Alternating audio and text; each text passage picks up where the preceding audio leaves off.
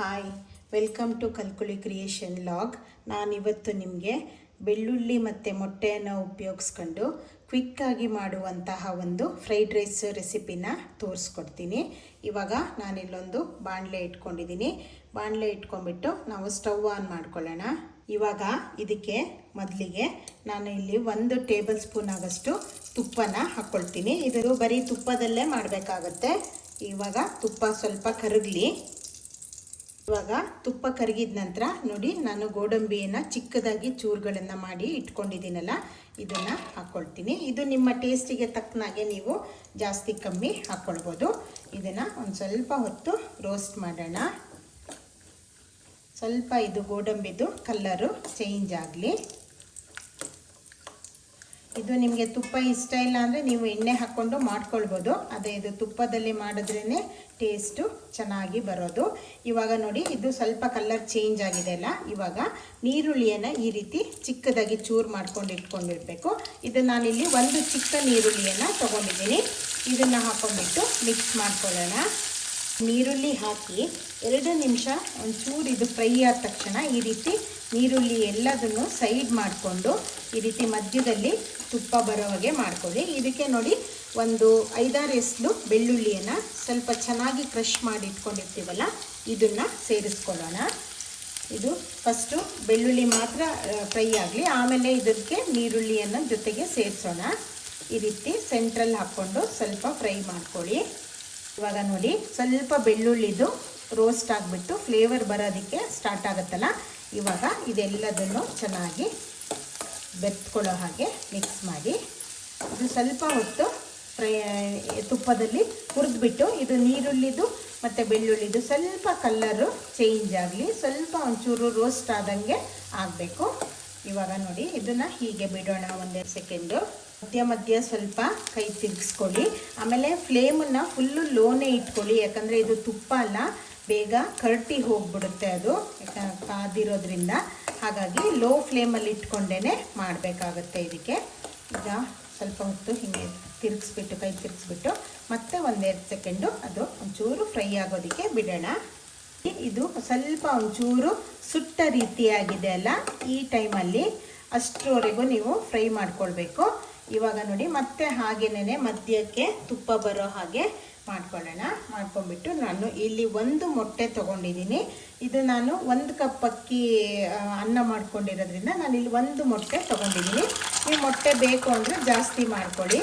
1 ಕಪ್ಪು ಅಕ್ಕಿದು ನೀವು ಅನ್ನ ಮಾಡಿಕೊಂಡ್ರೆ ಇದಕ್ಕೆ 1 ಮೊಟ್ಟೆ ಸಾಕಾಗುತ್ತೆ. ಅದು ಕ್ವಾಂಟಿಟಿ ಇಬ್ಬರಿಗೆ ಸರಿಯಾಗೋಷ್ಟು ಆಗುತ್ತೆ ಇದು.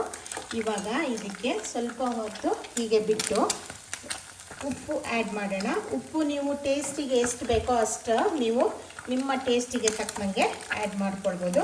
ನಾನು ಇಲ್ಲಿ 1.5 ಟೀ ಸ್ಪೂನಷ್ಟು ಉಪ್ಪನ್ನು ಹಾಕ್ಕೊಳ್ತಾ ಇದ್ದೀನಿ. ಹಾಕ್ಕೊಂಡ್ಬಿಟ್ಟು ಇದನ್ನು ಚೆನ್ನಾಗಿ ಮಿಕ್ಸ್ ಮಾಡ್ಕೊಳ್ಳಿ. ಈ ರೀತಿ ಮಿಕ್ಸ್ ಮಾಡ್ಕೊಂಡ್ಬಿಟ್ಟು ಫ್ಲೇಮು ಫುಲ್ಲು ಲೋನಲ್ಲೇ ಇಟ್ಕೊಳ್ಳಿ ನೀವು. ಈ ರೀತಿ ನೀರುಳ್ಳಿ ಮೊಟ್ಟೆ ಎಲ್ಲದು ಬೆರೆತ್ಕೊಳ್ಳೋ ಹಾಗೆ ಮಾಡಿ. ಆಮೇಲೆ ಇಲ್ಲಿ 1 ಚಿಟಿಕೆಯಷ್ಟು ಅರಿಶಿನ ಪುಡಿನ ಸೇರಿಸ್ಕೊಳ್ಳೋಣ. ಮೊಟ್ಟೆ ಹಾಕಿರೋದ್ರಿಂದ ಅದ್ರದ್ದು ಸ್ಮೆಲ್ಲು ಇದು ಬರೋದಿಲ್ಲ.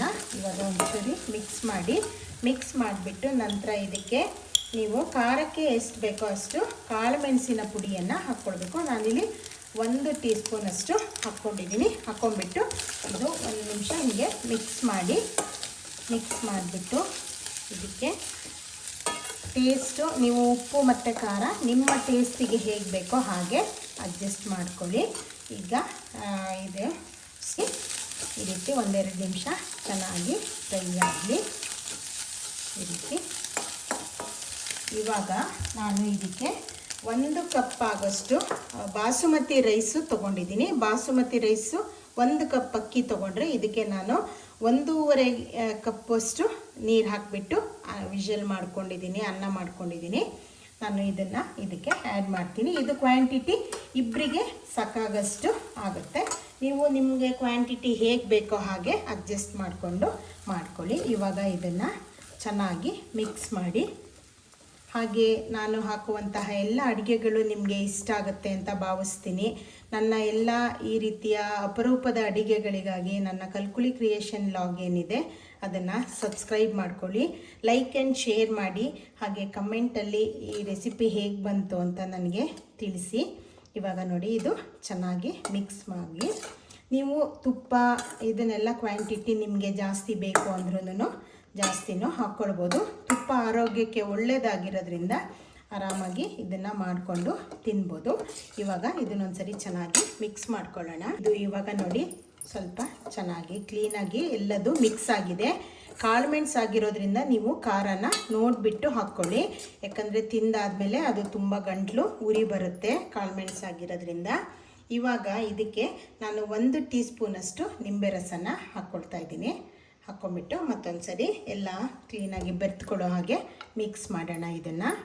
ಇದನ್ನು ನೀವು ಚಿಕನ್ನು, ಡ್ರೈ ಐಟಮು ಅಥವಾ ಗ್ರೇವಿ ಯಾವುದೇ ಇದ್ರೂ ಅದ್ರ ಜೊತೆಗೂ ನೀವು ಇದನ್ನು ಉಪಯೋಗಿಸ್ಕೋಬೋದು.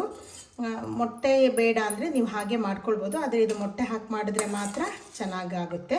ಯಾವುದೇ ಇದು ನಾನ್ ವೆಜ್ ಐಟಮ್ ಜೊತೆಗೆ ಇದು ಚೆನ್ನಾಗಿ ಆಗುತ್ತೆ.